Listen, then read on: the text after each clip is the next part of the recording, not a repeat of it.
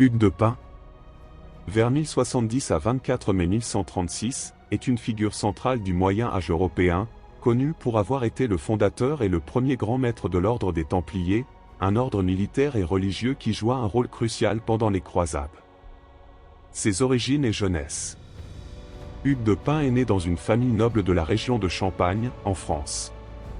Sa date de naissance exacte reste incertaine, mais elle est souvent estimée autour de 1070. Sa famille possédait des terres près de Troyes, une région influente sous les comtes de Champagne. On sait peu de choses sur sa jeunesse, mais en tant que noble, il reçut une éducation axée sur les armes, l'équitation et la gestion des domaines seigneuriaux. Il aurait été chevalier au service du comte de Champagne, Hugues Ier. Engagement dans la première croisade. Hugues participa probablement à la première croisade, 1096 à 1099, au cours de laquelle Jérusalem fut reprise par les chrétiens. Cette expérience transforma de nombreux chevaliers, les exposant à la fois à l'idéal religieux de protéger les pèlerins et à la brutalité de la guerre. La fondation des Templiers. Entre 1118 et 1120, Hugues de Pint, accompagné de 8 autres chevaliers, fonda l'ordre des pauvres chevaliers du Christ et du Temple de Salomon, plus connu sous le nom de Templiers. Leur mission initiale était de protéger les pèlerins chrétiens en Terre Sainte, notamment sur les routes dangereuses menant à Jérusalem.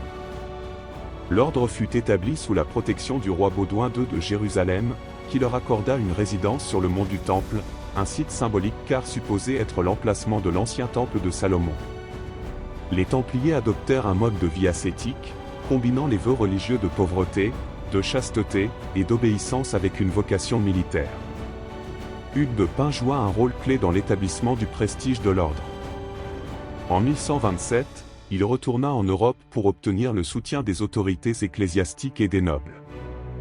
Avec l'appui de saint Bernard de Clairvaux, il participa au concile de Troyes, 1129, où les règles de l'ordre furent officiellement reconnues par l'Église.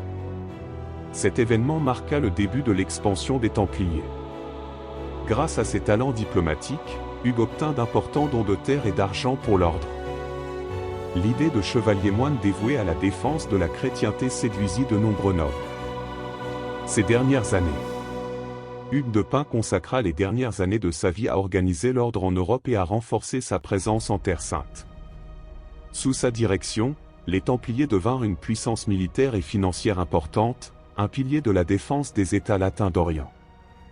Il mourut le 24 mai 1136, probablement en Terre Sainte. Son successeur, Robert de Craon, continua son œuvre. Son héritage.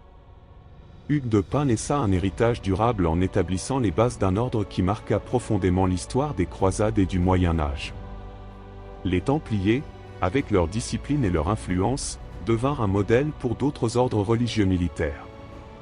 Aujourd'hui, Hugues de Pint est souvent évoqué dans les récits sur les croisades et les mystères entourant les Templiers. Sa vision d'un ordre combinant foi et armes reste une réalisation unique dans l'histoire chrétienne.